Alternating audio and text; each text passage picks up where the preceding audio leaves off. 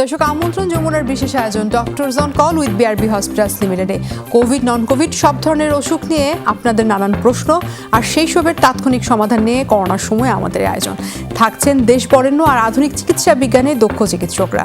আজ আমাদের আলোচনার বিষয় শিশুর হাঁপানি বা অ্যাস্থমা হলে কি করবেন, আর এই বিষয়ে আমাদের সাথে কথা বলবেন ঢাকা শিশু হাসপাতালের শিশু বক্ষব্যাধি বিভাগ সহযোগী অধ্যাপক ডাক্তার শারাবন তহুরা। তাই পরামর্শ পেতে আমাদের ফোন করুন 982405 এই নাম্বারে। সাথে আছি টুম্পা হাসান। ডক্টর শারাবন তহুরা, আপনাকে স্বাগত জানাচ্ছি ডক্টরস অন কলে। অ্যাজমার বিষয়ে আজকে যেহেতু কথা বলবো, আমরা জানি যেটি শ্বাসকষ্টজনিত সবচেয়ে কমন একটি অসুখ এবং যথাযথ কেয়ার এবং ট্রিটমেন্ট পেলে শিশুদের আসলে জীবনযাত্রা স্বাস্থ্যকর করে তোলা সম্ভব। একটু জানতে যাবো শুরুতেই আপনার কাছে যে আসলে কেন হয় শিশুদের মধ্যে এই অ্যাজমার সমস্যাগুলো। ধন্যবাদ আপনাকে, খুবই সুন্দর প্রশ্ন। আসলে কেন হয় শিশুদের, এটার আগে সবচেয়ে বেশি ইম্পর্টেন্ট একটা ব্যাপার, অ্যাজমা নিয়ে অনেক মিথ আছে। শিশুদের যে অ্যাজমা হয় এটাই হচ্ছে অনেকে মানতে চায় না, বিশেষ করে বাবা মারা বা পরিবারে সবার ধারণা হয় যে শিশুদের অ্যাজমা হয় না। আসলে শিশুদেরও অ্যাজমা হয় এবং গবেষণায় দেখা গেছে অ্যাডাল্ট যে অ্যাজমা তার চেয়ে চাইল্ডহুড অ্যাজমা হচ্ছে হার বেশি।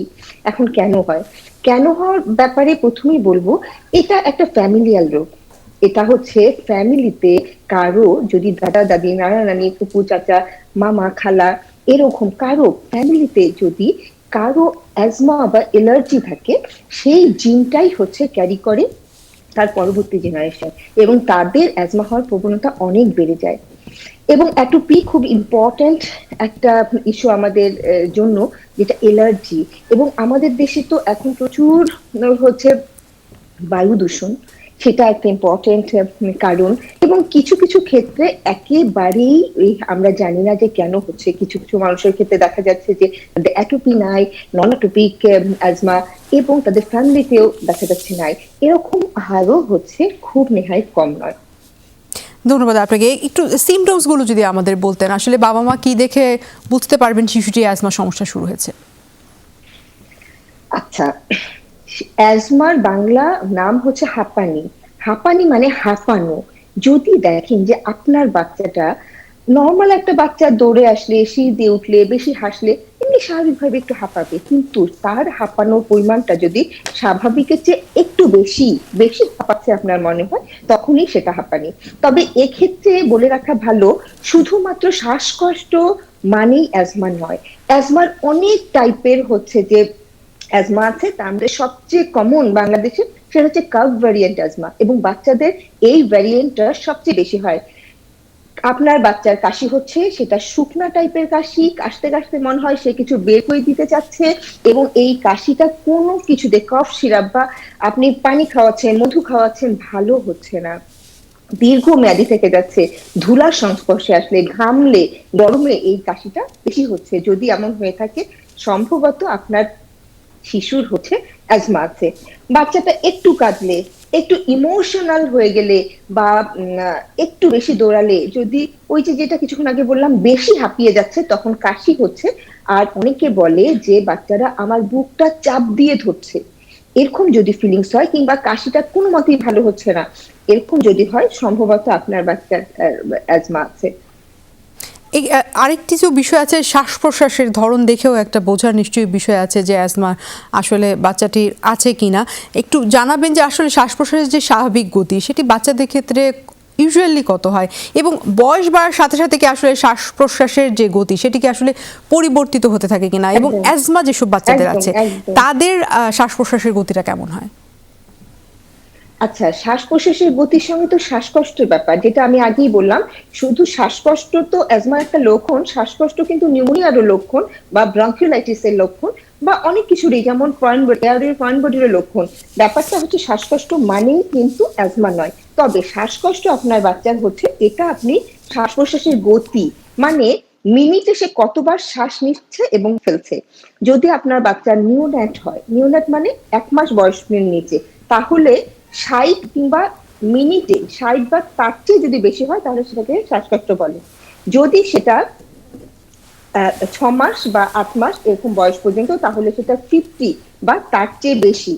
যদি 1 বছরের বেশি থেকে অনওয়ার্ডস 40 বা তার চেয়ে বেশিকে আমরা শ্বাসকষ্ট বলে থাকি। একটা নর্মাল অ্যাডাল্ট মানুষ 18 বছর পরে শ্বাস প্রশ্বাস হচ্ছে 12 থেকে 18 বার নিবে মিনিটে, এটা গড়ে 15 থেকে 16 বার হতে পারে। তো শ্বাসকষ্টটা বাচ্চাদের আরো ভাবে বোঝা যায় যে অনেক সময় বাবা মা বলে যে আমার বাচ্চার বুকের খাঁচাটার ভিতরে ঢুকে যাচ্ছে, তাহলে আপনি সাইড থেকে দেখেন যে আমাদের যে চেস্ট ওয়ালের উপর এবং নিচের যে অংশটা সেটা যদি 1/3 এর বেশি অংশ ভিতরে ঢুকে যায় নিঃশ্বাস নেওয়ার সময়, তখন বুঝতে হবে যে তার শ্বাস নিতে কষ্ট হচ্ছে, মানে শ্বাসকষ্ট আছে। সেটা অ্যাজমার একটা লক্ষণ। তবে অ্যাজমার শ্বাসকষ্টটা যেটা হয়, প্রচন্ড ভাবে বলে যে আমার শ্বাস নিতে কষ্ট হচ্ছে, বুকে চাপ লাগছে, বুকে কষ্ট হচ্ছে, বুককে মনে হচ্ছে কেউ চাপ দিয়ে ধরে আছে, এই ধরনের তাদের একটা ফিলিংস হয় যে আমরা উপসর্গগুলো একটু জানলাম, আসলে বাবা মা কি দেখে বুঝতে পারবেন, কিন্তু এরপরে আসলে চলে আসে যে আসলে ক্রিটিক্যাল অবস্থাগুলো কি, অ্যাজমার আসলে জরুরিকালীন অবস্থাটা আসলে কি ধরনের দাঁড়ায়, সে বিষয়ে জানবো আপনার কাছে একটু বিস্তারিত। কিন্তু একটা বিরতির সময় হয়ে গেছে। Doctors on call with BRB hospitals limited থেকে নিচ্ছি ছোট্ট একটা বিরতি, সাথেই থাকুন। স্বাগত জানাচ্ছি আবারও doctors on call with BRB hospitals লিমিটেডে। আমরা আমাদের আলোচনায় ফিরে যেতে চাই। ডক্টর সারাবন তোহরা, আপনার কাছে আমি জানছিলাম উপসর্গগুলোর বিষয়ে, একটু বলবেন যে অ্যাজমা যদি আসলে জটিল পর্যায়ে পৌঁছে যায় তাহলে আসলে বাচ্চাদের মধ্যে কি ধরনের ক্রিটিক্যাল অবস্থা তৈরি হতে পারে? আচ্ছা, সুন্দর প্রশ্ন। আসলে আমাদের যেটা হয় যে বাবা মারা মানে মানতে চান না যে তাদের বাচ্চার অ্যাজমা হয়েছে, এবং তারা অ্যাজমার সেই ইনহেলারটা নিতে চায় না। ইনহেলার একটা ভীতি আছে বাবা মার মধ্যে, এবং তারা যেটা করে মুখের ওষুধটাই বেশি প্রেফার করে। তো সেটা খাওয়ার পরে কিছু কমপ্লিকেশন দেখা যায় বাচ্চাদের। সেক্ষেত্রে সেটা নিয়ে আমি বলতে চাচ্ছি, আসলে ইনহেলার ভীতির ব্যাপারটা হচ্ছে যে আসলে প্রথমে বুঝতে হবে যে অ্যাজমা রোগটা কোথাকার রোগ। অ্যাজমাটা হচ্ছে শ্বাসতন্ত্র, মানে শ্বাসনালীর রোগ। এটা শ্বাসনালী গুলো আমাদের যেমন থাকে নর্মাল মানুষের, অ্যাজমা রোগীর ক্ষেত্রে এই শ্বাসনালীর ভিতরে যে লেয়ারটা সেটা অতি সংবেদনশীল হয়ে যায়। কিছু কিছু অ্যালার্জিনের বা কোনো ট্রিগার ফ্যাক্টরের কাছে আসার সাথে সাথে শ্বাসনালী গুলো চুপসে যায়, ছোট হয়ে যায়। তখন হয় কি, বাতাস ঢুকে আর বের হয় না, একটা এয়ার হাঙ্গার তৈরি হয়। তাহলে আপনার যদি অ্যাজমা রোগটা এমন হয়, তাহলে রোগটার ওষুধটা কোথায় দিতে হবে? দিতে হবে ওই শ্বাসনালীর ভিতরে। তাহলে শ্বাসনালীর ভিতরে আপনার ঔষধ যাওয়ার একমাত্র ডিভাইস হচ্ছে ইনহেলার। তো এই ইনহেলারটা একটা খুবই ভ্রান্ত ধারণা আছে যে ইনহেলার একবার নিলে আর ছাড়া যায় না, বা ইত্যাদি ইত্যাদি, বা ইনহেলারটা বাচ্চারা ইউজ করতে পারবে না। বাচ্চাদের ইনহেলার ইউজ করার জন্য একটা স্পেসার বলে একটা ডিভাইস আছে, ওটা খুবই সহজ, নেবুলাইজেশনের চেয়েও সহজ হচ্ছে ইনহেলার নেওয়া। তো যারা এটা ইউজ করতে চায় না, তাদের তো হয় কি, ওই যেটা আমরা ইনহেলেশনের মাধ্যমে ওষুধটা দিতাম, সেটা যখন মুখে দিতে হয় অনেক অনেক 4 লাখ গুণ বেশি ওষুধ দিতে হয়, তখন তার কিছু সাইড এফেক্ট শরীরে ইমিডিয়েটলি হয়। আর একেবারেই আনট্রিটেড যদি থাকে, পরবর্তীতে অ্যাজমা থেকে তো রেসপিরেটরি ফেইলিওর হয়, তখন আইসিইউতে ভর্তি করার দরকার হতে পারে। ক্রনিক যদি একেবারে ইগনোর করা হচ্ছে, অ্যাজমা ট্রিটমেন্টই হচ্ছে না, সিওপিডি বলে একটা রোগ হয়, যেটা হচ্ছে একটা ক্রনিক রোগ, সেটা লাংসের ক্যাপাসিটি কমে যায়। এগুলো অবশ্যই কিন্তু আমলে নিতে হবে। প্রথম থেকে যদি চিকিৎসা কন্ট্রোলে রাখা যায়, বাচ্চাদের অ্যাজমাটা একটা বয়সের পরে কিন্তু ভালো হয়ে যায়। এবং এই ইনহেলার নেওয়ার যে বিষয়টি আপনি বলছিলেন, ইনহেলার নেওয়ার যে বিষয়টি বলছিলেন, সেটি আসলে কোনো স্পেসিফিক এজ আছে কিনা, যে ওই সেই এজ থেকে শুরু করা যাবে বা 2 বছরের নিচে ইউজ করা যাবে না, এই ধরনের কোনো লিমিটেশনস আছে কিনা?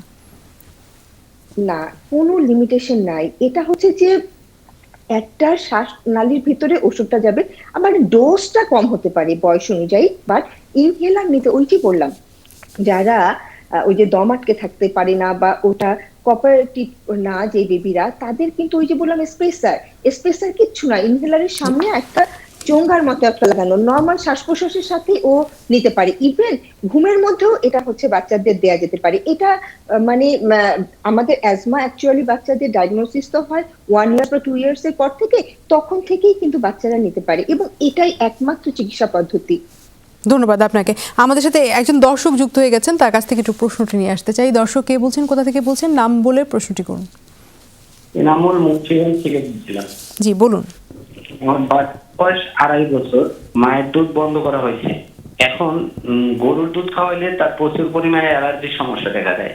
এক্ষেত্রে করণীয় কি আছে, বা বাজারে যে গুঁড়ো দুধ আছে কোন দুধটা খাওয়াইলে স্বাস্থ্যসম্মতভাবে চলবে? আচ্ছা ঠিক আছে, আপনি থাকবেন, আমাদের অনুষ্ঠানটি দেখতে থাকুন। একটা বিরতির সময় হয়েছে। Doctors on call with BRB hospitals limited থেকে নিচ্ছি ছোট্ট একটা বিরতি, আমাদের সাথেই থাকুন।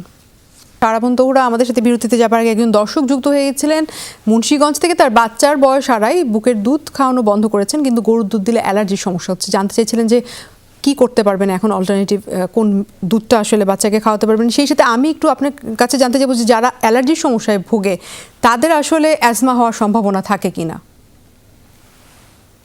আচ্ছা, প্রথমে আমি দর্শকের প্রশ্নের অ্যান্সারটা দিয়ে দিই। তো 2.5 বছর বয়সের বাচ্চা, আপনার কিন্তু দুধটাই ওর আসল খাবার না।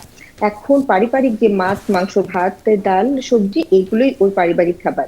কাজেই এখন অনেকের খুব ধারণা হয়ে যায় দুধ খেতে না পারলে তার প্রচুর পরিমাণে একটা ভিটামিন বা আদার্স নিউট্রিশনের ঘাটতি হয়ে গেল। এই কথাটা সম্পূর্ণই ভুল। বরঞ্চ আমাদের দেশে খুব বেশি কাউ মিল্ক অ্যালার্জি দেখা দেয়। এটা হচ্ছে পেটের অসুখ থেকে অ্যাজমা, অ্যালার্জি, যে কোনো প্রকার র্যাশ ওঠা, এগুলো প্রবলেম দেখা যায়। যদি আপনার বাচ্চার এরকম প্রবলেম হয় তাহলে গরুর দুধটা অবশ্যই দিবেন না, তবে গরুর দুধটা অল্টার করে দেওয়া যায়, যেমন আপনি সেটাকে দই বানিয়ে দেন। তাহলে অনেক সময় দেখা যায় যে এই দুধটা দিয়ে যদি আমরা পুডিং বানিয়ে দিই, তাহলে অনেকের ক্ষেত্রে আমি দেখেছি যে অ্যালার্জিটা হয় না, দইয়ের তো কখনোই হবে না। তাহলে আপনি প্রোটিনের চাহিদা, আপনার যদি মনে হয় যে দুধ একেবারেই আপনি খাওয়াতে পারছেন না, সেক্ষেত্রে আপনার ডিমের সাদা অংশ খুব ভালো প্রোটিন, তো সেই এবং মুরগির মাংস, যে কোনো মাংস, এগুলো কিন্তু প্রোটিনটাই আমাদের মেইন যদি উদ্দেশ্য হয়ে থাকে, তাহলে এসব দিয়ে আপনি এই ঘাটতি পূরণ করে ফেলতে পারেন। আর আরেকটা আপনি যেটা বলছেন টুপ্পা, আপনি যেটা বলছিলেন যে অ্যালার্জি থেকে অ্যাজমা হতে পারে কিনা, অবশ্যই এটা আমি প্রথমেই বলেছি। আমাদের দেশে বা যে কোনো কান্ট্রিতে অ্যাজমার মোস্ট অফ দা অ্যাজমার কারণেই কিন্তু অ্যালার্জি, অ্যাটোপিক অ্যাজমা বলে এটাকে।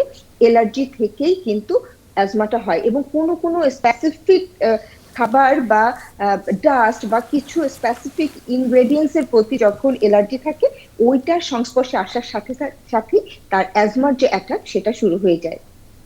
এই অ্যাজমা, এই যে একবার হয়ে গেল বাচ্চার ক্ষেত্রে, তো সারা জীবন কি ওই অ্যাজমা তাকে বয়ে বেড়াতে হবে, এবং এর কি আসলে কোনো প্রতিকার নাই? ট্রিটমেন্ট আসলে কি ধরনের হয়ে থাকে অ্যাজমার? আসলে অ্যাজমা একবার হয়ে গেল, এই কথাটা একটা খুব ভুল ধরনের একটা কনসেপশন। যেমন টাইফয়েড একবার হয়ে গেল, ব্যাপারটা এটা ঠিক আছে, কিন্তু অ্যাজমা হয়ে গেল ব্যাপারটা এটা না। অ্যাজমাটা আমি আগেই বলেছি বংশগত রোগ। এই রোগের জিনটা যার অ্যাজমা আছে সে সবসময় ক্যারি করছে। তাহলে অ্যাকিউট এক্সাজারবেশন মানে কখনো আক্রমণটা হচ্ছে, সেইটা হচ্ছে যে একবার হলো, দুবার হলো, সেটা আপনাকে বের করে ফেলতে হবে যে আপনার ট্রিগার ফ্যাক্টরটা কি, কোনটার সংস্পর্শে। যেমন কারো আছে অ্যারোসোলাইজ কোনো কিছু, যেমন body spray, perfume, disinfectant, mosquito repellent, যেটা হচ্ছে অ্যারোসোলাইজ, সেটার কাছে আসার সাথে সাথে এটা হচ্ছে অ্যাজমা অ্যাটাকটা শুরু হয়। কারো আছে ডাস্ট অ্যালার্জি, যেমন বাসায় কার্পেট। কারো আছে সিগারেট স্মোকিং এ হচ্ছে অ্যালার্জি। তো এসবের সংস্পর্শে আপনাকে খুঁজে বের করতে হবে যে আপনার বাচ্চার মানে অ্যাজমার অ্যাটাকটা কোন সময় শুরু হচ্ছে, সেটা থেকে। এটা কিন্তু স্কিন প্রিক টেস্ট করেও আপনি বের করে ফেলতে পারেন। আরেকটা ব্যাপার, যদি আপনার বাচ্চার একবার অ্যাটাক হয়ে যায়, তার মানে বুঝতে হবে যে ওর হচ্ছে যে শ্বাসনালীর ভিতরটা মডিফাই হয়ে গেছে। সেটাকে নর্মাল করার জন্য আমাদের দুপ্রকার ইনহেলার চালাতে হবে। একটা ইনহেলার, একটা মাইল্ড কর্টিকোস্টেরয়েড গ্রুপের ইনহেলার সকাল এবং রাতে নিতে হয়, সেটা অ্যাটলিস্ট 3-4 মাস নিলে তখন হচ্ছে যে এটাকে আবার আগের মতো ফর্মে ফেরত আসে। আর আরেকটা ইনহেলার আছে, সেটা ওই যে আপনি বললেন যে অ্যাটাক, যেটাকে ভাবছে যে এই মুহূর্তে শ্বাসকষ্ট বা কাশি হচ্ছে, তখন সেটা রিলিভার হিসেবে ইউজ হয়। এগুলো আপনাকে মেনটেন করতে হবে। সবচেয়ে বড় কথা লাইফস্টাইল মডিফিকেশন। অ্যাজমা রোগীর ক্ষেত্রে lifestyle modification is very very important. It is more important than the medication. এবং সেক্ষেত্রে যে এরকম কোনো স্পেসিফিক ক্রাইটেরিয়া আছে কিনা শিশুদের মধ্যে যে অ্যাজমার ঝুঁকি তাদের মধ্যে সবচেয়ে বেশি? হ্যাঁ, যদি যারা একেবারেই ছোটবেলা থেকে কখনোই ব্রেস্ট মিল্ক খায়নি, তাদের গবেষণায় দেখা গেছে তাদের অ্যাজমা অ্যাটাকটা বেশি হয়। যারা শাল দুধ খায়, এক্সক্লুসিভ ব্রেস্ট ফিড করে, তাদের ফ্যামিলিতে অ্যাজমা থাকলেও সেই বাচ্চারা অনেক ক্ষেত্রে দেখা গেছে অ্যাজমায় তার আক্রান্ত হয়নি।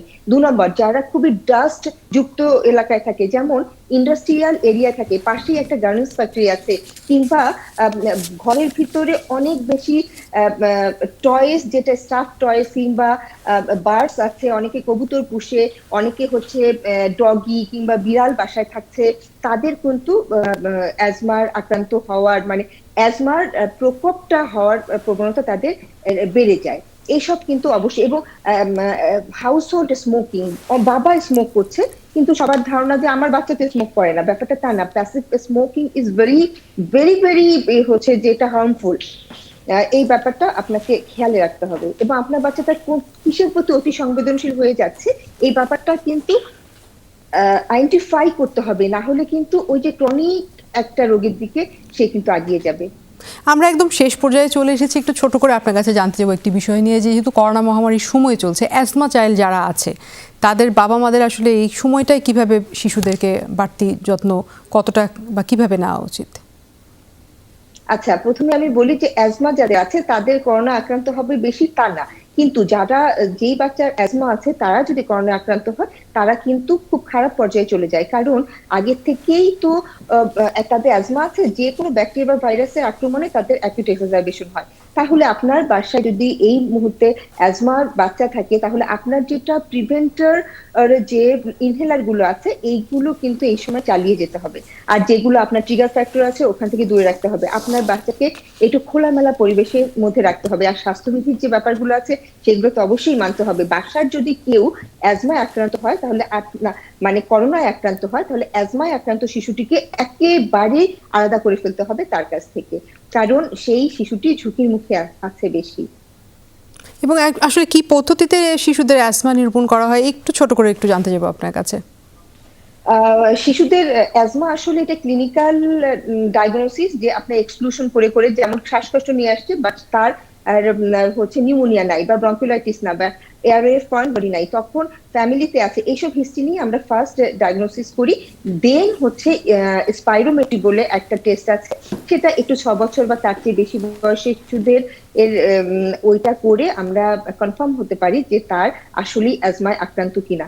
এছাড়া হচ্ছে ট্রিগার ফ্যাক্টর বের করার জন্য স্কিন প্রিক টেস্ট আছে, আমরা এলআরটি বের করে নিতে পারি। অসংখ্য ধন্যবাদ আপনাকে ডক্টর শারাবন তহুরা, আপনার মূল্যবান সময় থেকে আজ আমাদের সময় দিচ্ছেন। আর দর্শক, এই ছিল doctors on call with BRB hospitals লিমিটেডের আজকের আয়োজনে। দেখা হবে আগামীকাল। ততক্ষণ পর্যন্ত সবাই ভালো থাকুন, সুস্থ থাকুন।